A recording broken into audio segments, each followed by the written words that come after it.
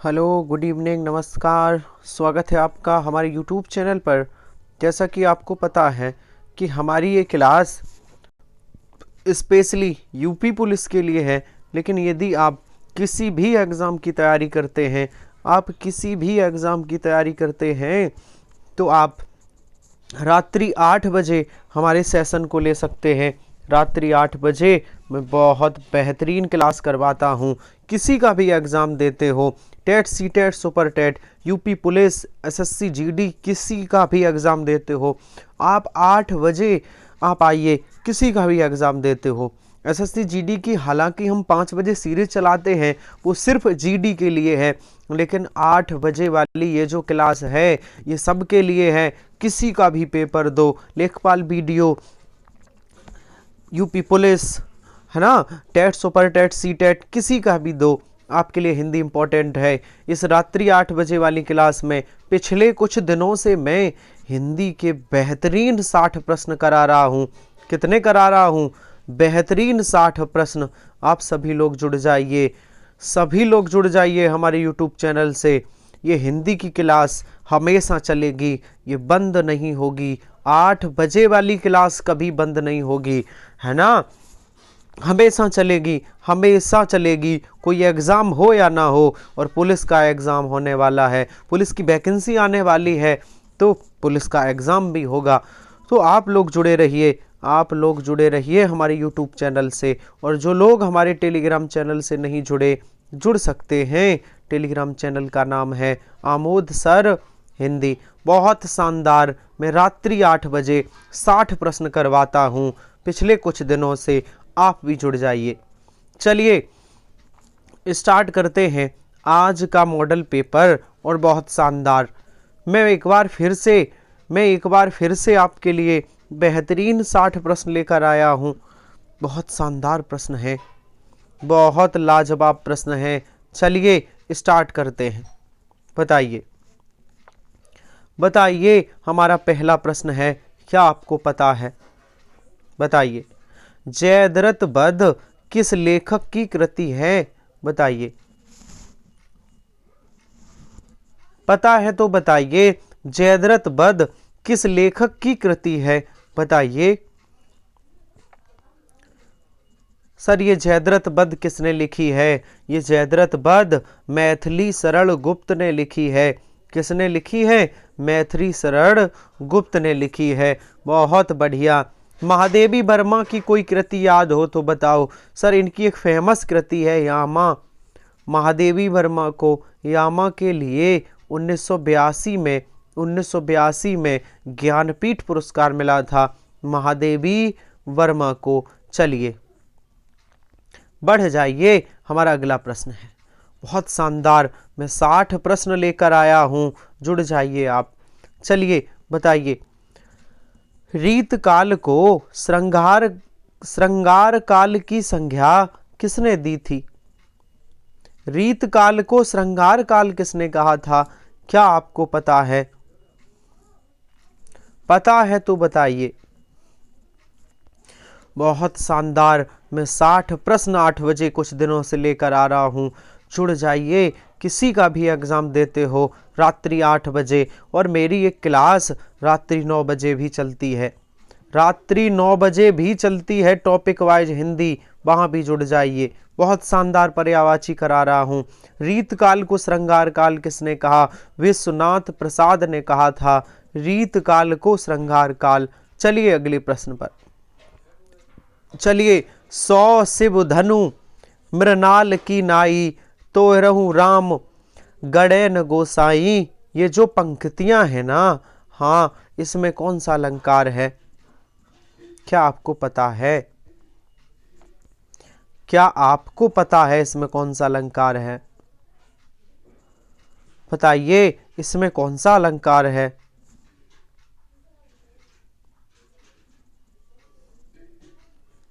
जल्दी से बताइए, इसमें कौन सा अलंकार है? 100 शिव धनु मृणाल की नाई, तो रहो राम गड़े न गोसाई।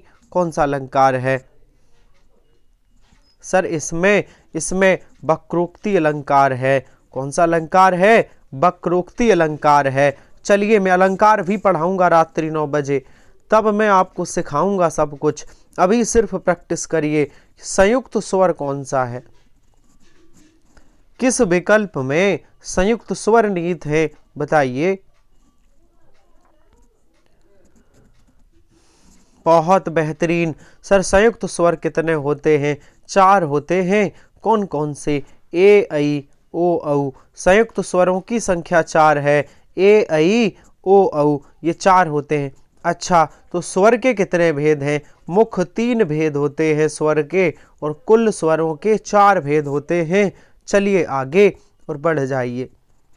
बताइए, रस सूत्र के जनक माने जाते हैं। बताइए, रस सूत्र के जनक कौन है?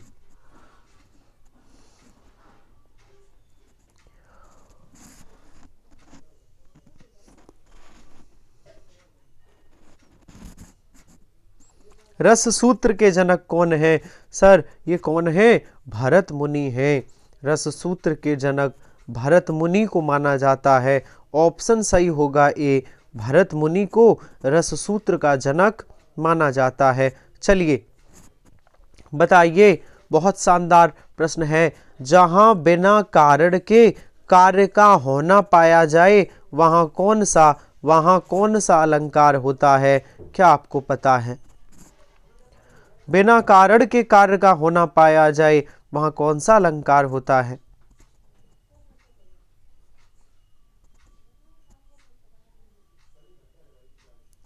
जहां बिना कारण के कार्य का होना पाया जाए, वहां विभावना अलंकार है। कौन सा अलंकार है? विभावना अलंकार होता है। बहुत शानदार। जैसे विभावना का उदाहरण बहुत फेमस है। बिन पग चले सुने बिन काना। बिना पैर के चलता है, बिना कान के सुनता है। बिना कारण के कार्य हो जाए, विभावना अलंकार है। और संधि से शानदार प्रश्न है, बहुत बेहतरीन प्रश्न है। संधि से जवाब गलत ना हो कि पितृ प्लस अनुमति का सही संधि पद क्या है? बताइए।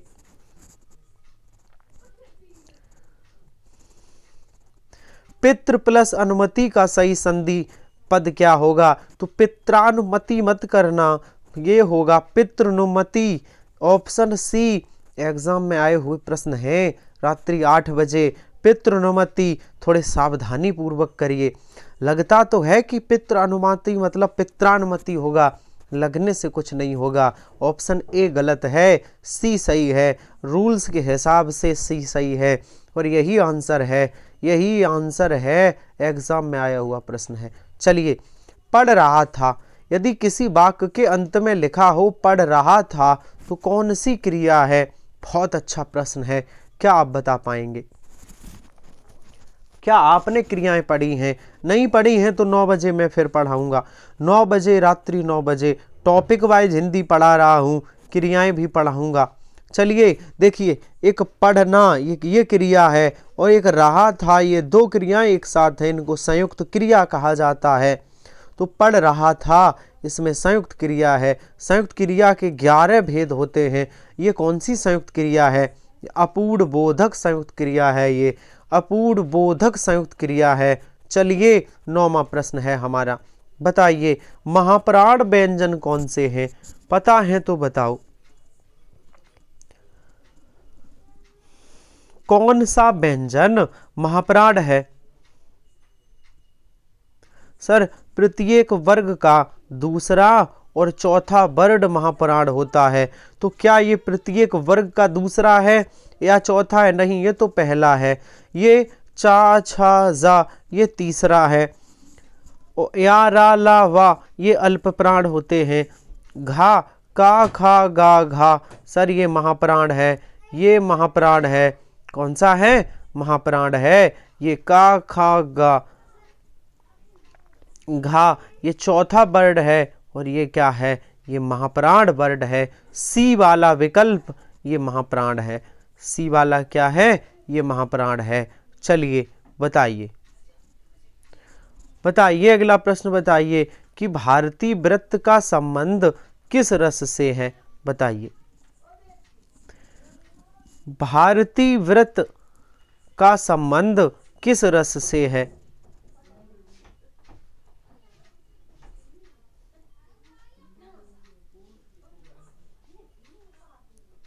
भारतीय वृत्ति का संबंध किस रस से है? क्या आपको पता है?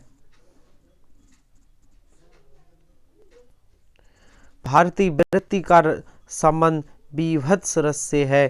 किससे है? बीभत्स रस से है।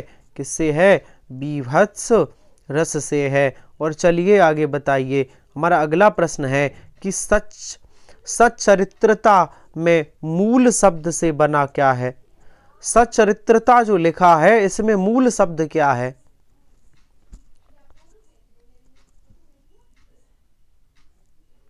बताइए।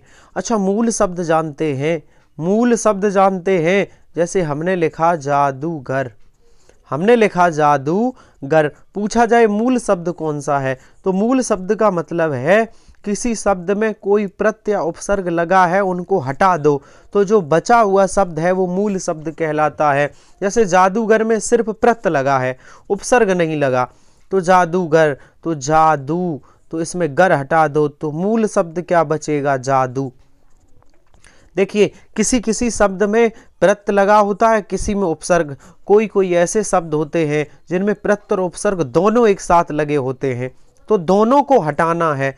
देखिए, जैसे ये वाला शब्द है सच्चरित्रता, तो सर इसमें सत उपसर्ग लगा है, इसमें सत उपसर्ग भी लगा है।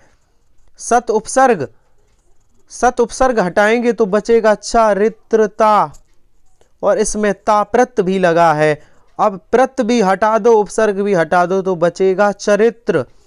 तो सचरित्रता में मूल शब्द कौन सा है? चरित्र होता है। सचरित्रता में मूल शब्द कौन सा है? ऑप्शन बी, चरित्र है। इसमें उपसर्ग और प्रत्यय दोनों का समावेश था, दोनों का था। और चलिए हमारा 12वां प्रश्न बताइए। बहुत शानदार प्रश्न है, बहुत बेहतरीन प्रश्न है। चलिए बताइए कि निम्नलिखित में से बताइए किस शब्द में द्वित्व व्यंजन है? बताइए किस शब्द में द्वित्व व्यंजन है?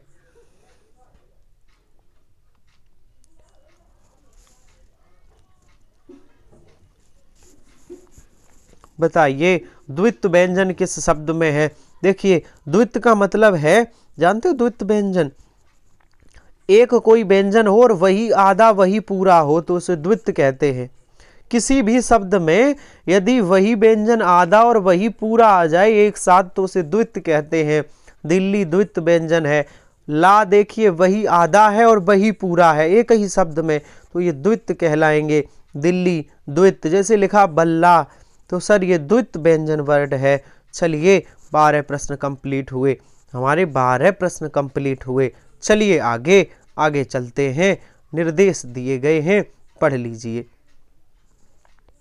पढ़िए। बहुत शानदार, बहुत बेहतरीन। चलिए 13 से 14 4 वाक्यों के 3 त्रुटिपूर्ण हैं। त्रुटि रहित वाक्य का चयन करिए। बताइए, त्रुटि रहित वाक्य का चयन करिए। बताइए।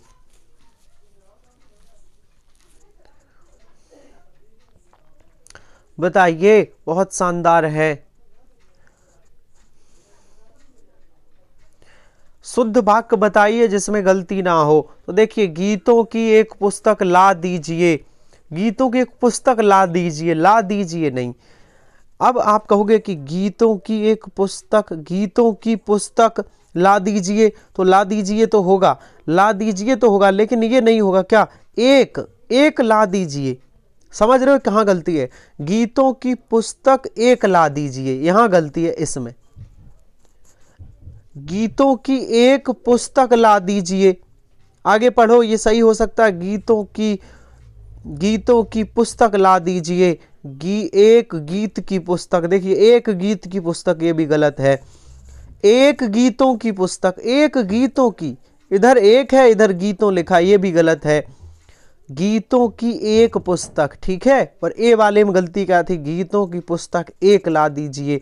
ऑप्शन सही होगा बी। देखिए जरा सी गलती है बड़े सावधानी से करना है। ऑप्शन सही होगा बी। कौन सा वाला? बी ऑप्शन सही है। चलिए पढ़ जाइए और बताइए, बताइए कौन सा शुद्ध है, बताइए।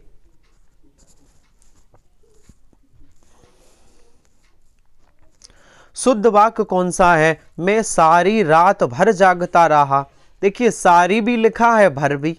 एक शब्द आना चाहिए था, मैं रात भर जागता रहा, या होता मैं सारी रात जागता रहा। आगे देखिए, मैं पूरी रात भर, पूरी लगा है यहाँ भर लगा है, एक शब्द आना चाहिए था। मैं पूरी रात में जागता रहा, रात में जागता रहा, ये भी गलत है। मैं सारी रात जागता रहा। ऑप्शन डी सही होगा। कौन सा आंसर है? ऑप्शन डी सही है। और चलिए अगले प्रश्न पर बताइए, बताइए। बहुत शानदार प्रश्न है कि भारत में आर्य भाषा का आरंभ कब हुआ? बताइए।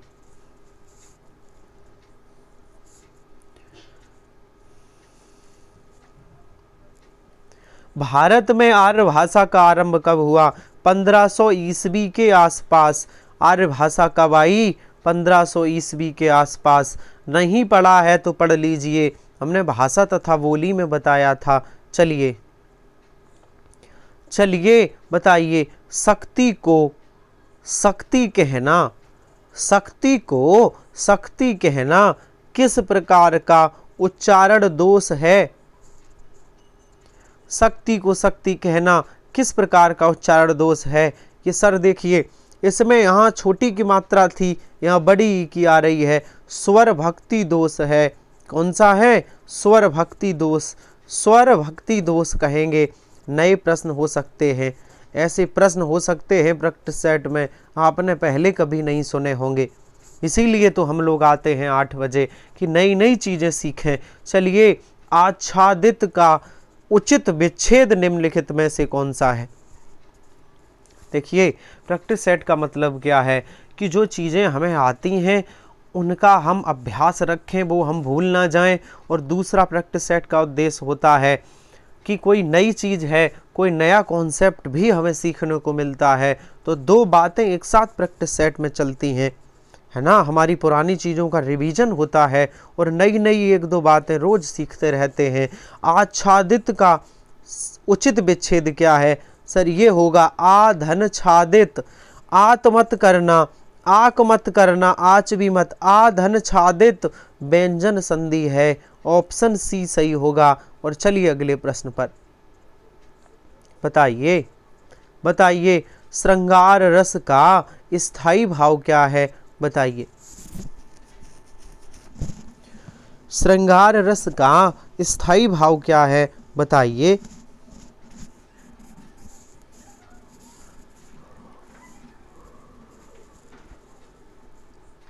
क्या आपको पता है? सर श्रृंगार का स्थायी भाव होता है रति। अच्छा, रस के कितने भेद होते हैं? 9 होते हैं। भरत मुनि के अनुसार रसों के कितने भेद? 8 भेद हैं। भरत मुनि ने कौन सा रस का भेद नहीं माना? शांत रस को रस का भेद नहीं मानते, वह शांत रस को लक्ष्य मानते हैं। क्या मानते हैं? लक्ष्य मानते हैं। चलिए बताइए। 19वां प्रश्न है कि जिस छंद में वार्णिक या मात्रिक प्रतिबंध ना हो वह छंद क्या कहलाता है? जिसमें मात्राओं और वर्णों का प्रतिबंध ना हो वह छंद क्या कहलाता है? बताइए।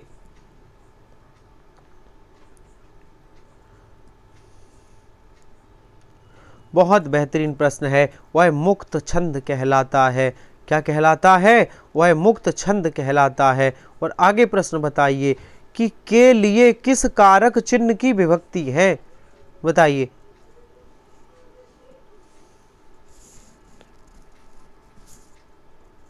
के लिए सर ये किसकी विभक्ति है? ये संप्रदान कारक की विभक्ति है। किसकी विभक्ति है? संप्रदान कारक की। और हमारा अगला प्रश्न है कि ए आई वर्ड क्या कहलाते हैं? बताइए।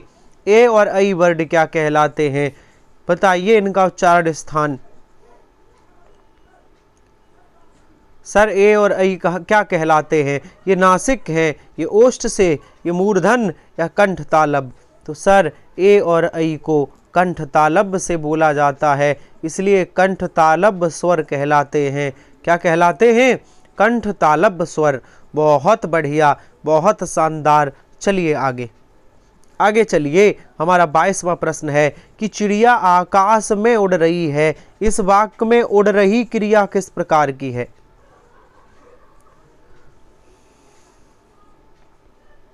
बहुत शानदार, बहुत बढ़िया। मैं हिंदी के 60 प्रश्न लेकर आया हूं, आप सभी जुड़ जाइए। रात्रि 8 बजे मैं हिंदी के बेहतरीन 60 प्रश्न आपके सामने लेकर आया हूं, आप सभी जुड़ जाइए। बहुत बेहतरीन क्लास है, सभी लोग जुड़ जाइए और बताइए कि आकाश में चिड़िया आकाश में उड़ रही कौन सी क्रिया है? सर उड़ना कोई कर्म नहीं है। उड़ना, सोना, रोना, ये सर अकर्मक क्रियाएं होती हैं, इनके साथ कभी कर्म नहीं आ सकता। ये अकर्मक क्रियाएं हैं। जिनके साथ कर्म आ जाए, जिन क्रियाओं के साथ कर्म का प्रयोग हो वह सकर्मक है। लेकिन कुछ क्रियाएं होती हैं जिनके साथ कर्म नहीं आता, जैसे उड़ना, रोना, सोना, चलना, बैठना। सर इनके साथ कर्म नहीं आता, ये अकर्मक क्रियाएं हैं। बहुत बेहतरीन, बहुत शानदार। चलिए बढ़ जाइए। हिंदी के मैं बेहतरीन 60 प्रश्न लेकर आया हूं, सभी लोग शानदार तरीके से प्रैक्टिस करेंगे। चलिए, निम्नलिखित में से विकारी शब्द कौन से हैं? बताइए, विकारी शब्द किसे कहते हैं?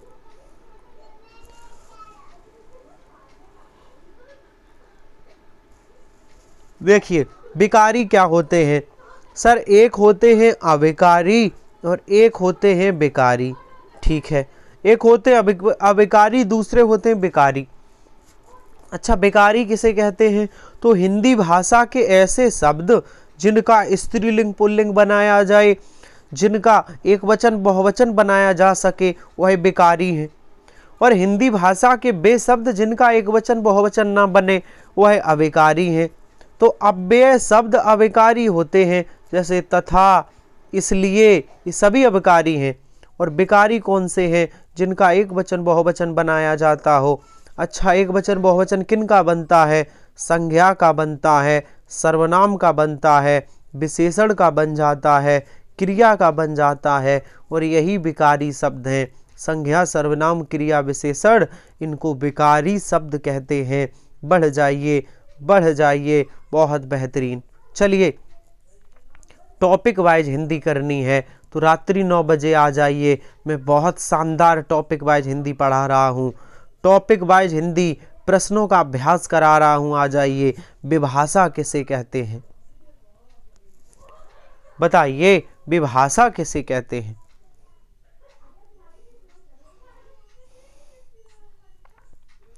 बहुत बेहतरीन, बहुत शानदार। सभी लोग आ जाइए, बताइए विभाषा किसे कहते हैं?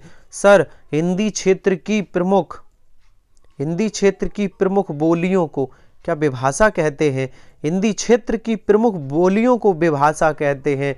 बिल्कुल सही बात है। हिंदी क्षेत्र की जो प्रमुख बोलियां हैं उनको विभाषा कहते हैं। ऑप्शन बी सही है। चलिए अगला प्रश्न बताइए। प्रश्न नंबर 25 है कि कनिष्ठ शब्द में प्रयुक्त प्रत्यय कौन सा है? बताइए, बताइए कनिष्ठ में।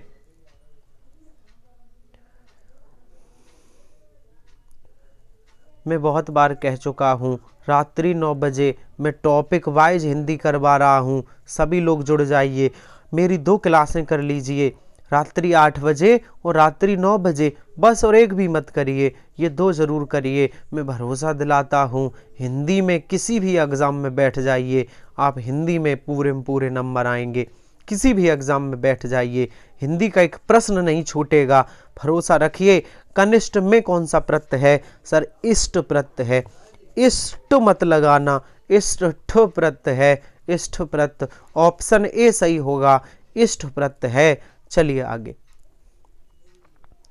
8 बजे प्रश्न बहुत अच्छे लेवल के हम लेकर आते हैं, बहुत शानदार लेवल है प्रश्नों का। निम्नलिखित में से कौन सा क्रम सही नहीं है? बताइए। कौन सा क्रम सही नहीं है, क्या आपको पता है?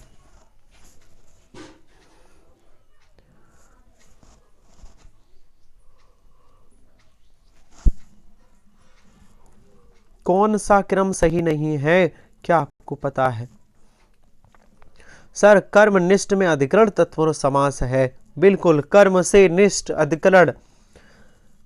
अपाद मस्तक अव्ययी भाव समास है। बिल्कुल, अपाद मस्तक से पाद तक मतलब चरणों तक। मंद बुद्धि, मंद बुद्धि मतलब एक पद विशेष और विशेषण कर्मधार समास।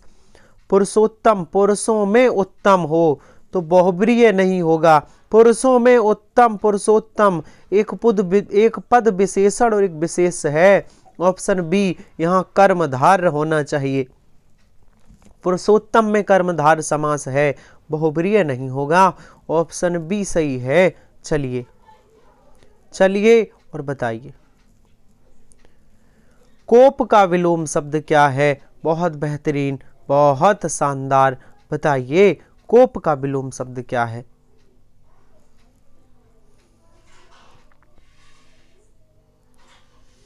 सर, कोप मीन्स होती है गुस्सा, क्रोध, तो कोप का विलोम होगा शांत।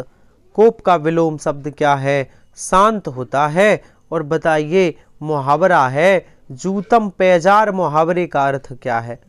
बताइए।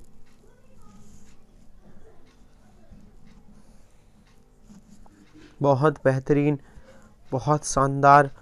रात्रि 8 बजे आ जाइए, बेहतरीन हिंदी के प्रश्न लेकर आता हूँ। किसी भी एग्ज़ाम की आप तैयारी करते हैं। जूतम पैजार मुहावरे का अर्थ क्या है? लड़ाई झगड़ा होना। जूतम पैजार का मतलब क्या है? लड़ाई झगड़ा होना।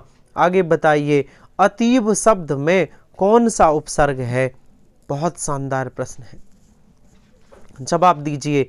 अतीब शब्द में कौन सा उपसर्ग है? जल्दी से बताइए।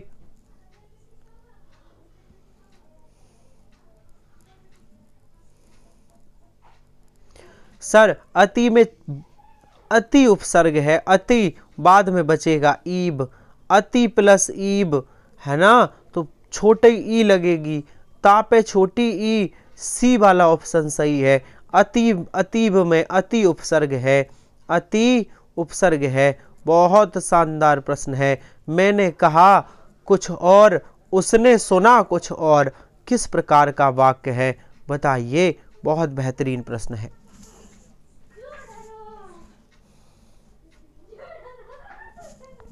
मैं हर रोज रात्रि 8 बजे बहुत शानदार प्रश्न लेकर आता हूं। आप सभी जुड़ जाइए। रात्रि 8 बजे बहुत शानदार प्रश्न लेकर आता हूं। बहुत बेहतरीन प्रश्न। बताइए।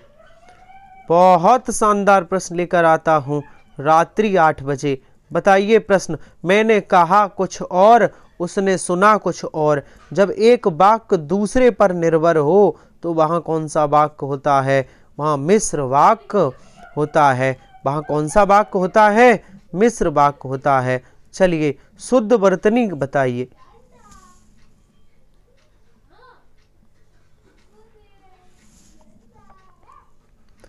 कौन सा विकल्प ऐसा है? शुद्ध वर्तनी का चयन करिए। बताइए।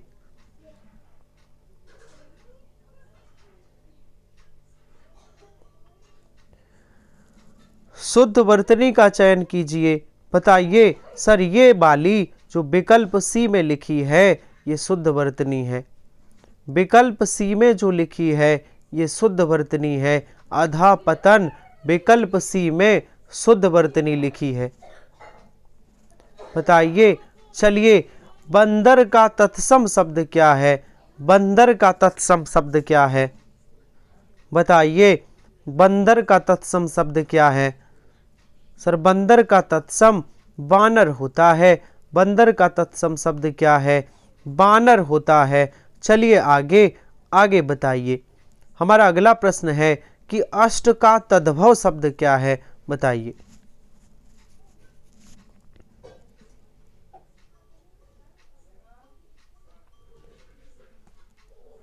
अष्ट का तद्भव शब्द क्या है? सर, अष्ट को 8 कहते हैं।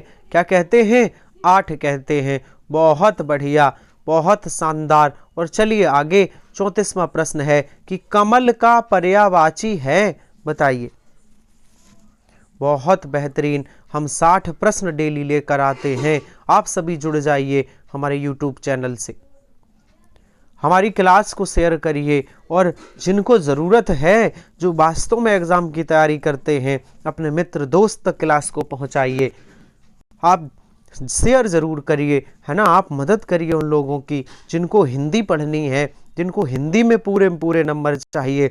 आप बताइए उनको, आप हमारे YouTube चैनल से उनको जोड़िए, उनको हमारी क्लास शेयर करिए और कहिए कि आप यहाँ से हिंदी पढ़ सकते हैं। सर कमल का पर्यायवाची क्या है? नीरज होता है। कमल, जलज, पंकज, नीरज।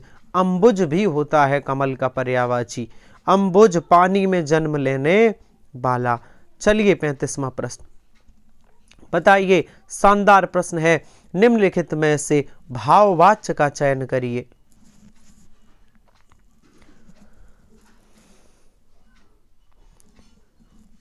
बहुत शानदार प्रश्न लेकर आते हैं रात्रि 8 बजे। नए नए कॉन्सेप्ट सीखने को मिलते हैं।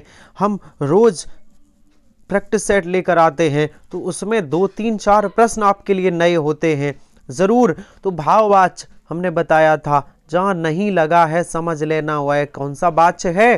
भाववाच्य है। वाच्य के कितने भेद होते हैं? 3 भेद होते हैं। कर्तवाच्य है, कर्मवाच्य है, भाववाच्य है। कर्तवाच्य है, कर्मवाच्य है और भाववाच्य है। बहुत बढ़िया। चलिए गद्यांश दिया गया है, 4 प्रश्न हैं गद्यांश से। मैं पढ़ता हूं। अगर राज कपूर द्वारा निर्मित निर्देशित पहली फिल्म थी जिसका सिनेमा घरों में प्रदर्शन आग, आग राज कपूर द्वारा, अच्छा आग लिखा है, आग राज कपूर द्वारा निर्मित निर्देशित पहली फिल्म थी जिसका सिनेमा घरों में 1948 ईस्वी में हुआ था। प्रदर्शन कहाँ कब हुआ था? 1948 में। उस समय किसी ने यह सोचा भी नहीं था, क्या नहीं सोचा था? उस समय यह किसी ने सोचा भी नहीं था कि 23 साल का नौजवान फिल्मी दुनिया में एक क्रांति लेकर आया है। इस फिल्म में एक नव स्वतंत्र देश के नौजवान की इच्छाओं की कहानी है, जो अपनी जिंदगी को नए ढंग से जीना चाहते हैं। इसमें उस समय की 3 प्रसिद्ध नायिकाएं नरगिस, कामनी और कौशल तथा निगार सुल्तान थीं। इस फिल्म के लेखक इंद्रराज आनंद और छायाकार वीएन रेड्डी थे। संगीत पृथ्वी थिएटर के स्थायी संगीतकार राम गांगुली ने तैयार किया था। इस फिल्म की छाप अथवा प्रभाव आगे की फिल्म सत्यम शिवम सुंदरम तथा मेरा नाम जोकर आदि में देखा जा सकता है। ये गद्यांश था हमारा। चलिए 4 प्रश्न। इस फिल्म की कथा आधारित थी, इस फिल्म की कथा किस पर आधारित थी? देखिए, नौजवानों की इच्छाओं की कहानी पर। इस फिल्म की कथा किस पर आधारित थी? नौजवानों पर आधारित थी। और जो आग नामक फिल्म का प्रदर्शन कब हुआ था? बताइए। बहुत शानदार। आग नामक फिल्म का प्रदर्शन कब हुआ था? 1948 में। कब हुआ था? 1948 में। गद्यांश से संबंधित 4 प्रश्न हैं, बताइए। निम्नलिखित में से आग फिल्म की नायिका कौन नहीं थी? सर निगार सुल्तान थी, नरगिस थी, कामनी कौशल थी। ये आग फिल्म में मधुबाला नहीं थी। कौन नहीं थी? मधुबाला नहीं थी। चलिए अगला प्रश्न। इस फिल्म का प्रभाव राज कपूर की कौन सी फिल्म में मिलता है? ये जो आग फिल्म थी, इसका प्रभाव राज कपूर की कौन सी फिल्म में मिलता है? सर ये मिलता है सत्यम शिवम सुंदरम में। किसमें मिलता है? सत्यम शिवम सुंदरम में। और गद्यांश का आखिरी प्रश्न है। इसके बाद 20 प्रश्न और होंगे क्योंकि प्रश्नों की संख्या 60 है। ये गद्यांश का आखिरी प्रश्न है कि आग के प्रदर्शन के समय राज कपूर की उम्र क्या थी? बहुत बेहतरीन प्रश्न है। जो आग फिल्म थी उस समय राज कपूर की उम्र क्या थी? वह तो 23 वर्ष के थे। कितने के थे? 23 वर्ष के। गद्यांश से संबंधित प्रश्न समाप्त हुए। 20 प्रश्न और हैं, धैर्य रखिए। चलिए 10 मिनट की बात और है। तो सभी लोग हमारी क्लास को अपने साथी मित्रों तक ज़रूर पहुंचाया करिए, ठीक है। जिनको ज़रूरत है, जिनको वास्तव पढ़ाई करनी है, जिनको वास्तव में एग्ज़ाम निकालना है, उन्हें हमारी क्लास शेयर ज़रूर करा करिए, है ना। इतना अच्छा काम आप करेंगे अगर, तो ये अच्छे काम भी ज़रूरी हैं, है ना। अच्छे कर्म इंसान को करते रहने चाहिए। अच्छे कर्म जहां मौका मिले उसे अच्छे कर्म ज़रूर करने चाहिए। तो आपका क्या जाता है, आप बस भेज दीजिए, किसी को ज़रूरत होगी तो वो पढ़ लेगा। आप ग्रुप में शेयर कर दिया करिए क्लास, कोई व्हाट्सएप टेलीग्राम ग्रुप है तो उसमें शेयर कर दिया करिए। महान का विलोम शब्द क्या है बताइए। महान या शूद्र लिखा है, क्षुद्र होना चाहिए। महान का विलोम क्या होता है, क्षुद्र होता है, शूद्र नहीं क्षुद्र। ऑप्शन डी सही होगा। आगे चलिए बताइए। बहराइच, सुल्तानपुर, रायबरेली किस बोली के क्षेत्र हैं?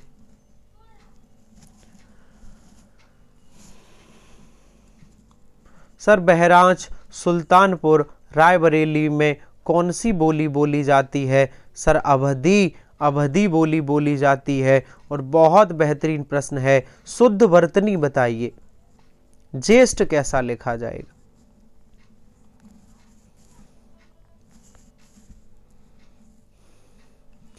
सर ज्येष्ठ कैसा लिखा जाएगा? ऑप्शन डी में जो लिखा है ये ज्येष्ठ शुद्ध है। ऑप्शन डी में जो लिखा है ये ज्येष्ठ शुद्ध है। और हमारा 44वां प्रश्न है कि एक शब्द संधि की दृष्टि से अशुद्ध है, उस शब्द का चयन करिए। जिसकी संधि नहीं हो सकती वो कौन सा शब्द? ठीक नहीं लिखा सर। तथैव भी सही लिखा, तदाकार, तदापि, पर तदोपरांत ये संधि की दृष्टि से सही नहीं है। तदोपरांत ये संधि की दृष्टि से सही नहीं है। तदोपरांत ये संधि की दृष्टि से सही नहीं है। ऑप्शन डी सही होगा। इसकी संधि विच्छेद नहीं होगी, इसकी संधि विच्छेद नहीं होगी। ये शब्द गलत लिखा है, तदोपरांत सही नहीं लिखा है। चलिए निम्नलिखित में से उपसर्ग रहित शब्द कौन सा है? बहुत शानदार, बहुत बढ़िया, जुड़े रहिए आप हमारे साथ रात्रि 8 बजे। उपसर्ग नहीं है जिस शब्द में बताइए। सर सुयोग में उपसर्ग है, सुउपसर्ग है, विदेश में भी उपसर्ग है, अत्यधिक में अति उपसर्ग है, सुरेश में कोई उपसर्ग नहीं है। ऑप्शन डी होगा, इसमें कोई उपसर्ग नहीं है। बहुत शानदार। अगला प्रश्न बताइए, प्रश्न नंबर 46 बताइए। बहुत शानदार प्रश्न है कि नवगिरह में कौन सा समास है?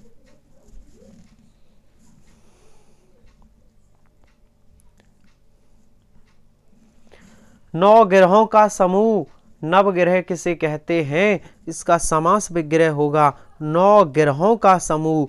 नौ ग्रहों का एक पद संख्यावाची विशेषण है। कौन सा समास होगा? द्विगु समास होता है। जिसके एक पद संख्यावाची विशेषण हो वहां कौन सा समास है? वहां तो सर द्विगु समास होता है। चलिए आगे चलते हैं, बताइए। दर्शन का तद्भव रूप क्या है? बताइए।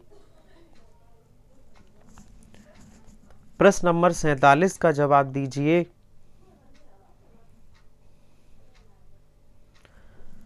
सर दर्शन का तद्भव क्या है? जो ऑप्शन बी में लिखा है ये दर्शन शुद्ध है। और चलिए आगे, दिए गए वाक्य में त्रुटिपूर्ण भाग ढूंढना है। चलिए बताइए। क्षमा कीजिए, 48वां प्रश्न है, बताइए कहाँ गलती है? क्षमा कीजिए मैं कल नहीं आ पाऊंगा क्योंकि मैंने पटना जाना है। कोई त्रुटि नहीं। बताइए इस वाक्य में कहाँ गलती है?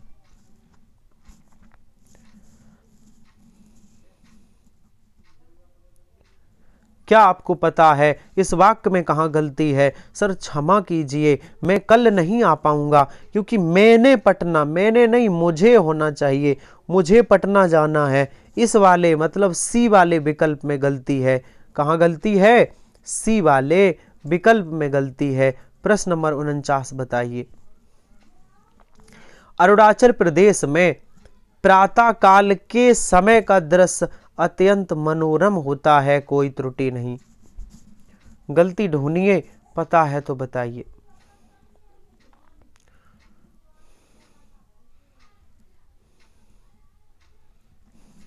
सर देखिए, प्रातः काल तो ऐसा होना चाहिए था अरुणाचल प्रदेश में प्रातः काल का दृश्य। प्रातः काल अपने आप में एक समय का सूचक है, ये समय शब्द नहीं आना चाहिए। ऑप्शन कौन सा गलत है? सर ये सी वाला, ये सी वाला, ये के समय। प्रातः काल अपने आप में समय का घोतक है, ये समय नहीं आना चाहिए। सी वाला गलत है। और आगे बताइए कि झगड़ों के कारण नगर की अधिकतर दुकानें आज भी बंद रहीं, कहां पर गलती है बताइए।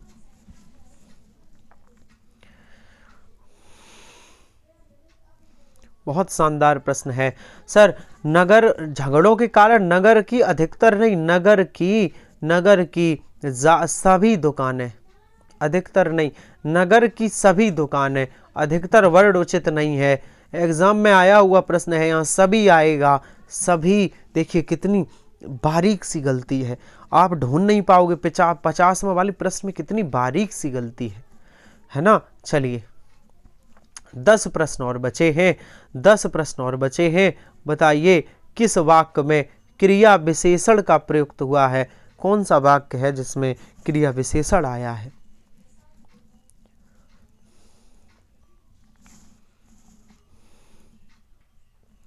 बताइए क्रिया विशेषण क्या होते हैं? जो शब्द क्रिया से पहले आकर क्रिया की विशेषता बताएं, क्रिया विशेषण है। अच्छा, तो कौन सा शब्द क्रिया विशेषण है? देखिए तेज, तेज क्रिया विशेषण नहीं है। ये तब हो जाता जब ये क्रिया से पहले आए। धावक क्रिया नहीं है, ये संज्ञा है। अगर लिखा होता राम तेज दौड़ता है, तो दौड़ना के पहले आता, तो दौड़ना क्रिया है, तब तेज हो जाता क्रिया विशेषण। रमेश तेज धावक है, अभी ये तेज शब्द क्रिया विशेषण का कार्य नहीं कर रहा, याद रखना, क्योंकि इसके बाद संज्ञा आया है। इसके बाद संज्ञा, तो ये क्रिया विशेषण कैसे हो सकता है? चलिए तो कौन सा है? ऑप्शन ए, वह धीरे से बोलता, बोलना क्रिया है, उससे पहले धीरे से क्रिया विशेषण है। ऑप्शन ए सही होगा, वह धीरे से बोलता है, इसमें क्रिया विशेषण शब्द आया है। चलिए बताइए गरीबों को वस्त्र दो, गरीबों को वस्त्र दो, वाक्य में कौन सा कारक है? बताइए।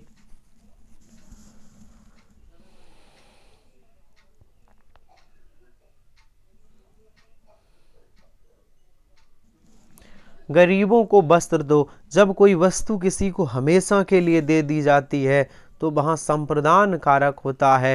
भैया गरीबों को वस्त्र दे के वापस लोगे क्या? नहीं, हमेशा के लिए दे दो, तो वह संप्रदान कारक है। और 53वां प्रश्न बताइए कि जिजीविसा का अर्थ क्या है? बताइए। बहुत शानदार प्रश्न है। जिजीविसा का अर्थ क्या है? बहुत बेहतरीन, बहुत शानदार, बताइए। जीने की इच्छा या जीवन की इच्छा जिजीविसा कहलाती है। जीने की इच्छा या जीवन की इच्छा जिजीविसा। पार्थिव का क्या अर्थ है? बताइए। बहुत शानदार प्रश्न है। सभी लोग क्लास को शेयर करिए, अपने मित्रों दोस्तों तक पहुंचाइए, मदद करिए, है ना। किसी की सफलता में यदि आप उसका थोड़ा सा भी सहयोग कर सकते हैं तो करिए, इससे बड़ी बात क्या हो सकती है। क्लास ही तो शेयर करनी है, उस तक अपनी क्लास ही तो पहुंचानी है। उसकी सफलता में भागीदारी बनिए, भागीदारी लीजिए, हिस्सा बनिए उसकी सफलता का, है ना। आपकी सफलता में आपका किसी और का सहयोग होगा तो किसी और के में आप अपना सहयोग करिए। पार्थिव का अर्थ क्या है? जिसका संबंध पृथ्वी से हो, जिसका संबंध पृथ्वी से हो वह पार्थिव है। कपाल का समानार्थी क्या है?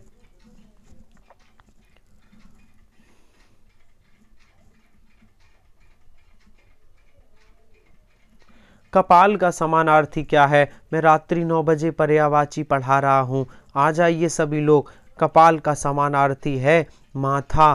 कपाल का समानार्थी माता है। चलिए बढ़ जाइए। बताइए, हो सकता है राम का काम बन जाए। हो सकता है राम का काम बन जाए किस प्रकार का वाक्य है? बहुत बेहतरीन, बहुत शानदार, बहुत लाजवाब। ये संदेहवाचक वाक्य है। कैसा वाक्य है? संदेहवाचक वाक्य है। और अगला प्रश्न बताइए, उसी तपसी से लंबे थे देवदार दो चार खड़े, कौन सा अलंकार है? बहुत बेहतरीन। आप लोग सभी लोग क्लास को शेयर जरूर करिए। चलिए, तो हमारी रात्रि 9 बजे भी आप आया करिए। रात्रि 9 बजे टॉपिक वाइज हिंदी पढ़ा रहा हूँ। रात्रि 8 बजे मिक्सअप। तो कौन सा अलंकार है? प्रतीप अलंकार है। इन पंक्तियों में प्रतीक अलंकार है। गीतांजलि के रचयिता कौन है? बहुत शानदार प्रश्न है।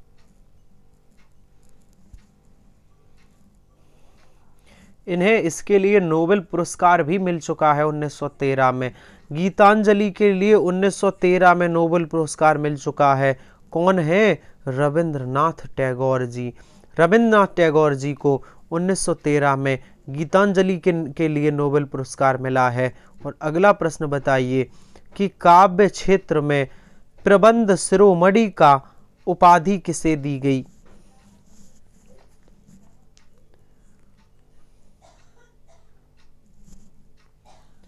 प्रबंध शिरोमणि की उपाधि किसे दी गई? क्या आपको पता है? क्या आपको पता है? चलिए, ये 59वां क्वेश्चन आपके लिए मैं आज होमवर्क में छोड़ता। आज होमवर्क नहीं मिला ना, इस क्लास में आज होमवर्क नहीं मिला। 59वां प्रश्न सर्च करके बताइए और कमेंट करिए कि प्रबंध शिरोमणि की उपाधि किसे दी गई, सर्च करके बताना। और 60वां प्रश्न है कि महाप्राण वर्ड कौन सा है। 59वां होमवर्क है, आज होमवर्क नहीं मिला। 59वां होमवर्क है आपका। बताइए, सर्च जरूर करना और बताना निम्नलिखित में से महाप्राण वर्ड कौन है? सर, प्रत्येक वर्ग का दूसरा और चौथा वर्ड महाप्राण होता है। तो कौन सा महाप्राण है? देखिए, ये वाला ता था द, ता था। सर, ये तो दूसरा है। क्या ये महाप्राण है? क्या ये महाप्राण है? बिल्कुल है, यही वर्ड महाप्राण है। ता था ये वर्ग का दूसरा है और दूसरा वर्ड महाप्राण होता है। बाकी एक भी नहीं होंगे। का ये वर्ग का पहला वर्ड है। ये अंतस्थ व्यंजन है। अंतस्थ व्यंजन अल्पप्राण होते हैं और ये भी वर्ग का पहला है चा। तो ऑप्शन सही होगा कौन सा वाला? ऑप्शन सही होगा ए, था एक महाप्राण है। चलिए, हमारे 60 प्रश्न बेहतरीन खत्म हुए। सेशन कैसा लगा जरूर बताइए। क्लास को शेयर जरूर करिए। क्लास को शेयर जरूर करिए।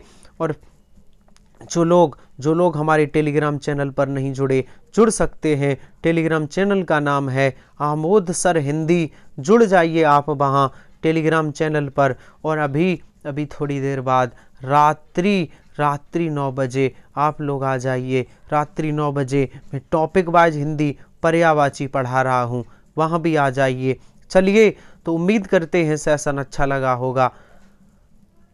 फिर से मैं कल इसी समय मिलूंगा नए बेहतरीन प्रश्नों के साथ। तब तक के लिए धन्यवाद।